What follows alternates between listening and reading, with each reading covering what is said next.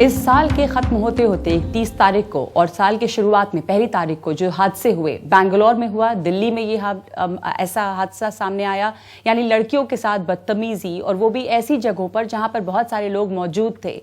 ये जो घटनाएं हुई हैं उसके बाद जो प्रतिक्रिया आई, उसमें से तमाम तरह की प्रतिक्रियाएं आपने उनमें से कुछ सुनी, अक्षय कुमार को सुना, बल्कि इस दफा फिल्म इंडस्ट्री से बहुत सारे लोग खुलकर सामने आए और उन्होंने इसकी निंदा की, जो अपने आप में एक अच्छी बात है, क्योंकि वो तमाम लोग जो मशहूर हस्ती हैं, जो समाज में कुछ असर रखते हैं, अगर वो इसको कंडेम करें, निंदा करें, तो इसका असर जरूर होता है। अक्षय कुमार हैं, विराट कोहली हैं, ये तमाम लोग बोले इस पर, लेकिन साथ साथ अबू आजमी जैसे लोग भी बोले, और वो अकेले नहीं हैं, उनके जैसे बहुत सारे लोग पहले भी बोल चुके हैं, और खास करके पॉलिटिशियंस जो नेता हैं वो बोल चुके हैं, संसद के अंदर बोल चुके हैं। आप समझ रहे होंगे हम किन की बात कर रहे हैं। जेंडर स्पेसिफिक कमेंट्स भी हैं, औरतों को नीचा दिखाते हुए कमेंट्स भी हैं, या कभी कुछ अगर ऐसा होता है तो उसको जस्टिफाई करना कि चूंकि औरतों ने ऐसा किया, लड़कियों ने ऐसा किया, इसलिए इस तरह का उनके साथ हादसा हुआ है। तो ऐसे कमेंट भी हैं, होते रहे हैं, पहली दफा नहीं है। अबू आजमी ने जो कहा उसके बाद से फिर ये बहस छिड़ी है, और इस पर ही आज हम चर्चा करेंगे कि हमारा समाज दरअसल कितना ज्यादा असुरक्षित होता जा रहा है महिलाओं के लिए, और कैसे हम एक सुरक्षित समाज की तरफ बढ़ सकते हैं, क्या हम करें। मैं नगमा हूं और हम लोग आप देख रहे हैं, और इसमें मेरे साथ जो शामिल लोग हैं मैं उनसे आपको मिला दूं। हमारे साथ कविता कृष्णन हैं जो सेक्रेटरी हैं All India Progressive Women's Association की। हमारे साथ कमला भसीन हैं, सोशल एक्टिविस्ट, औरतों की हक के लिए, उनकी बराबरी के लिए लंबे समय से बोलती रही हैं, उनकी आवाज़ आपने सुनी है बहुत बार। और डॉक्टर फ़हीम बेग है हमारे साथ, founder Islamic Ittehad foundation. Radhika Menon है मेरे साथ, प्रोफेसर हैं दिल्ली यूनिवर्सिटी में। जास्मीन पतेजा वो फाउंडर हैं ब्लैंक नॉइज की और बैंगलोर से हमारे साथ जुड़ रही हैं। और सुजीत सरकार जिन्होंने फिल्म बनाई पिंक, और पिंक के बाद ये चर्चा फिर से उठी कि भाई क्या कुछ बदला है या नहीं बदला है। तो मैं शुरू करूंगी आपसे, जो अबू आजमी ने कहा था, मेरे ख्याल से उनको भी बहुत जस्टिफाई करने की कोशिश की गई। हमने सुना कि अगर कहीं पे मीठा गिरेगा तो चींटियां तो आएंगी ही, और ये भी कि क्यों हम चांस दें, तो कितना चांस ना दें, लड़कियां क्या करें। आप हर वक्त चार दीवारी के अंदर बंद करके, और ये सिर्फ ऐसा नहीं कि आपने कैसे कपड़े पहने इसलिए बदतमीजी हुई। राधिका हमारे साथ बैठी, इनका अपना तजुर्बा है, इनका तजुर्बा 1 मिनट मैं सुन लूं पहले, फिर आपके पास आऊंगी। राधिका, आपने पूरे कपड़े पहने थे, आप कहीं ऐसे कोई पार्टी नहीं कर रही थी, क्या हुआ था आपके साथ? काम पे जा रही थी, मैं पढ़ाने के लिए जा रही थी। मैं पेट्रोल पंप पर थी, पेट्रोल भराने के बाद गाड़ी में बैठने वाली थी, तभी एक शख्स आए गाड़ी में और तेजी से मेरी तरफ बढ़े, मुझे मारते हुए मेरे बैग मैं खुद खींचती गई, मैं गिरी। उसके बाद उसने गालियां देने शुरू की, जो गालियां एक तरह से मेरी नैतिकता पर सवाल उठाते हुए, और उसके बाद बहुत कई सारे लोग थे जो खड़े हुए थे, तो उसने मेरा मुंह पे मारा। मैंने उसको कोशिश की कि उसका चेहरा देखूं, क्योंकि जिस तरह का हरकतें कर रहा था वो ऐसा लग रहा था कि उसका अधिकार हो वो मुझे इस तरह से गालियां देना। और मैंने उसके बाद उसने मुझे पीटा बुरी तरह से, और मेरा चश्मा तोड़ दिया गया। मैंने कोशिश की कि उसका नंबर नोट करूं, मैं नंबर लगातार चिल्लाती रही, लोग देखते रहे। और उसके तो वहां पे जो लोग मौजूद थे उसमें से कोई सामने नहीं आया मदद? कोई सामने नहीं आया। सामने आने की तो दूर की बात, मैं जब नंबर भी चिल्ला रही थी, मैं बोल रही थी कि आप प्लीज नंबर नोट कर दीजिए, नंबर भी उन्होंने नोट नहीं किया। और उसके बाद जो ये और इसका फायदा उठाते हुए उसने फिर मुझे मारा, और वो फिर और आराम से चला गया। और उसके बाद मैंने लोगों से पूछा कि आपने नोट क्यों नहीं किया नंबर, तो एक आदमी ने कहा कि हमें लगा ये आपके पति हैं। अच्छा, तो पति हैं तो उनको पूरा हक था कि मारे वो आपको? हाँ, किसी भी सार्वजनिक स्थल पर आकर, पेट्रोल पंप ही ना हो क्यों ना हो, और मैं काम पर जा रही हूँ, उसका अधिकार जैसे कि हो कि वो आके मुझे मारे। दूसरा, मुझे ये लगा कि वो, क्योंकि मुझे जिस तरह की गालियां दे रहा था मेरी नैतिकता पर, जैसे कि उसको अधिकार मिल गया हो कि उसके बाद वो कुछ भी मेरे साथ कर सकता है। सबसे खतरनाक ये था कि एक आदमी जो पेडेस्ट्रियन जो जा रहा था वो आया और उसने पूछा कि लेडीज को पीट रहे हैं तो आप क्यों नहीं आपने रोका। तो वहां पर पेट्रोल पंप के ही किसी ने कहा कि आप इनके क्या लगते हैं, जैसे कि या तो आपको आकर इंटरवीन करना है तो आपको कुछ लगना चाहिए, और अगर आप पति हैं तो आप पीट सकते हैं, और आप ये तो सुबह के 9 बजे का वक्त है और काम पे आप जा सकते हैं, तब भी आपके साथ ये घट सकती है। डॉक्टर फ़हीम, यहाँ पर दिल्ली में भी ये तो दिल्ली में ही हुआ, दिल्ली में ही मुखर्जी नगर में भी इस तरह का हादसा हुआ था, वहां पे भी लड़कियां थी। अब अगेन वो न्यू ईयर का मौका था, तो शायद ये सर्टिफिकेट या ये मिल जाता है कि अभी सब लोग पार्टी करने बाहर आए हैं, तो आप किसी के साथ जो बाहर आए हैं वो तो ऐसे लोग होंगे कि उनके साथ बदतमीजी होनी ही चाहिए। मुखर्जी नगर के इलाके में बहुत सारे स्टूडेंट्स रहते हैं, स्टूडेंट्स पढ़ते हैं, ग्रुप ऑफ बॉयज़ बाहर आकर लड़कियों के साथ बदतमीजी की, और वही जो ये कह रही हैं कि उनको लगता है कि उनका अधिकार है कि आप सड़कों पर अगर आई हैं तो फिर आपको ये झेलना ही पड़ेगा। यहाँ जितनी भी ये लड़कियाँ आई हैं ये सब कॉलेज गोइंग हैं, माशाल्लाह पढ़ी लिखी हैं। क्या आपको लगता है कि इनका लिबास ऐसा है कि जिससे किसी के भी मन में इस तरह की बकवास आनी चाहिए, जैसा कि 31 तारीख को या इससे पहले हादसे होते रहे? मेरा सवाल एक और इससे जुड़ा हुआ है।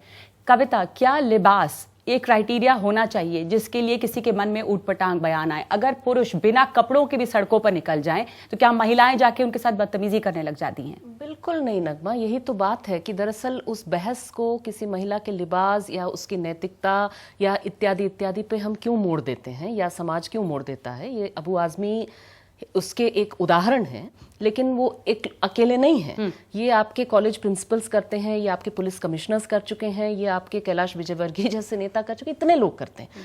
तो मुझे लगता है ये हम अपने आप से भी कहें कि पुरुष अपने एक्शंस की थोड़ी सी जिम्मेदारी खुद लें कि वो किस निगाह से किसी महिला को देख रहे हैं, वो अपने आप को लाइसेंस क्यों दे रहे हैं। अबू आज़मी ने कहा कि हम छूट दे देती हैं लड़कियों को, इसकी वजह से ऐसी घटनाएं होती हैं। हमें कहना चाहिए कि हम पुरुषों को, हमारे बेटों को क्यों छूट देते हैं कि वो ऐसा समझें कि उनको अधिकार है अपनी पत्नी को पीटना या राह चलते किसी महिला के साथ में बदतमीजी करना, चाहे कुछ भी करना। माने महिलाओं के प्रति हिंसा का प्राधिकार जो हम सिखाते हैं बचपन से लड़कों को, मेरे ख्याल से एज अ सोसाइटी हमें उसको बदलने के लिए सोचना चाहिए। और मैं एक और बात कहूँ इसमें कि मैं लक्ष्मण रेखा की बात कैलाश विजयवर्गीय ने एक बार कहा था कि लड़कियां अगर लक्ष्मण रेखा में रहेंगी, पार नहीं करेंगी, तो बिल्कुल सुरक्षित रहेंगी, रावण कुछ नहीं कर पाएगा।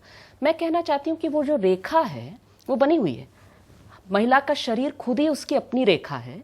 पुरुषों को सिखाया जाए ना कि उस रेखा को मानिए, उस रेखा को मत पार करिए बिना उसकी सहमति के।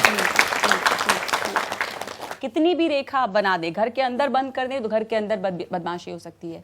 तो वो जो चीज़ है वो समाज में कहाँ पहुंची है कमला जी? मतलब हालत, मुझे लगता है शायद बातें ज़्यादा सामने आने लगी हैं, अब पहले भी होता था। अब ऐसा नहीं कि लड़कियां आज सड़कों पे निकल रही हैं तभी बदतमीजी हो रही है। अबू आज़मी साहब ने मर्दों को भी गाली दी है। मैं नहीं मानती कि तमाम लड़के चींटियों के जैसे रेंगते फिरते हैं जी उस मिठास की तलाश में, या जो मुलायम सिंह ने कहा कि लड़के लड़के ही रहेंगे। मैं नहीं मानती कि तमाम लड़के इस तरह की हरकतें करते हैं, मगर मैं ये मानती हूँ कि पूरा माहौल ऐसा है जो इस चीज़ को बढ़ावा दे रहा है।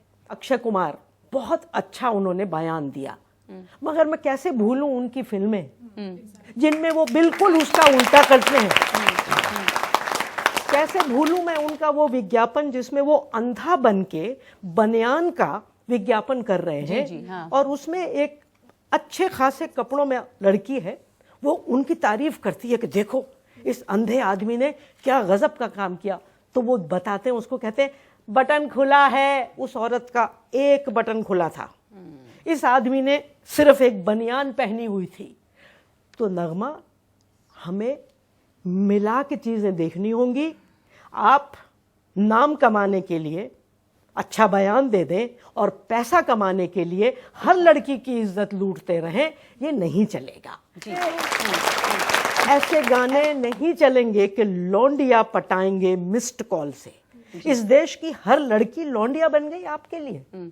और हमारी बदकिस्मती ये है कि हम लोग जाके वो फिल्मों को 100-100 करोड़ का बिजनेस देते हैं। एक फैक्ट्री में नई मशीन आई और उस मशीन से लगातार दिन में 5-6 लोगों के हाथ पैर कटने लगे। मीटिंग बुलाई गई कि क्या किया जाए, तो ये तय किया कि एक अस्पताल खोला जाए ताकि वो मशीन हाथ पैर तोड़ती रहे, अस्पताल वालों का भी बिजनेस चलता रहे। किसी ने नहीं पूछा कि उस मशीन में खराबी क्या है।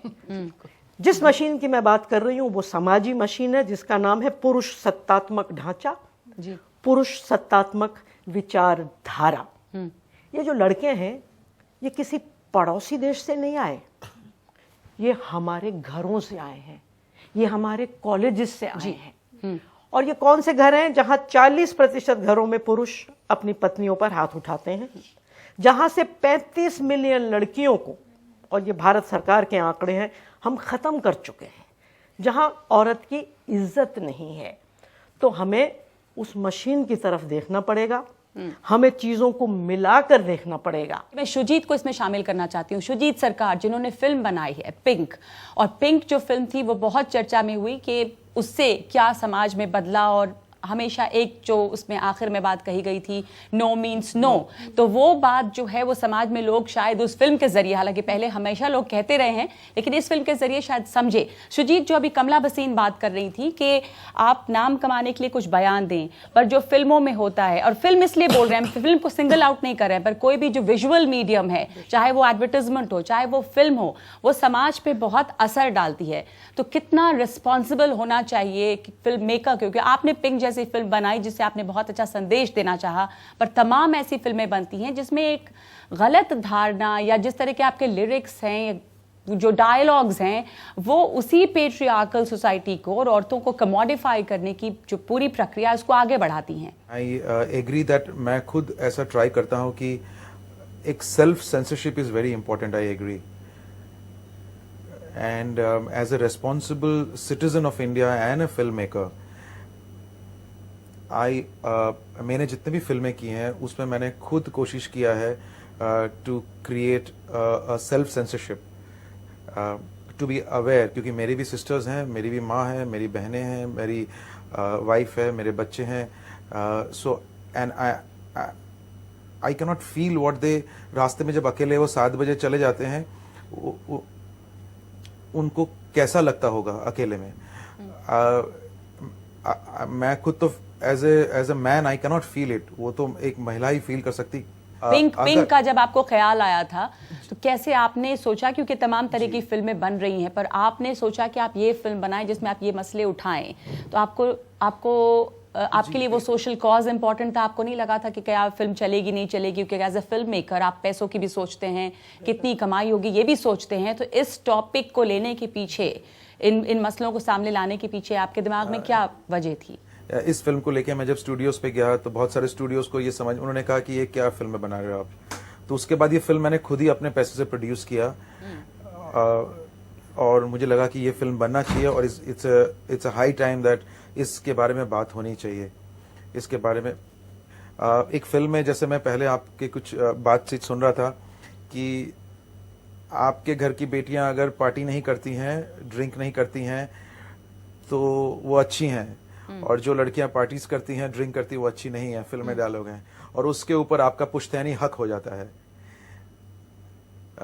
मिस्टर अमिताभ बच्चन ये डायलॉग बोलते हैं हमारे फिल्म में, ये बहुत फैक्ट है, और ये मैंने दिल्ली में या जहां जहां रहा हुआ देखा है, और स्पेशली 31 दिसंबर रात को ये एक ऐसा डे है जहां पे मैं तो बोलता हूँ it's become a molestation day, लोग प्लान करके जाते हैं कि इस दिन हम लोग क्या करेंगे।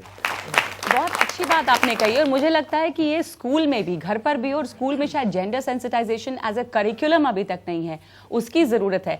पिंक जैसी जो फिल्म है आपकी, आपको उससे कुछ बदलाव, आप भी लोगों से मिलते होंगे, और हम तमाम लोग तो सुन ही रहे हैं, कम से कम वो नो मीन्स नो जो है बड़ा पॉपुलर एक डायलॉग बन गया, वो न्यू रेप लॉ का एक हिस्सा था, वो एक पॉपुलर डायलॉग बन गया है। आपको इससे कोई फर्क इससे नजर आया है? इसका असर बिल्कुल पड़ता है। नो मीन्स नो हमारे कॉन्स्टिट्यूशन में, हमारे लॉ बुक में है, लेकिन हमारे कोर्ट में उसको समझते ही नहीं है कि no means no is an ultimate, उसके बाद फुल स्टॉप है।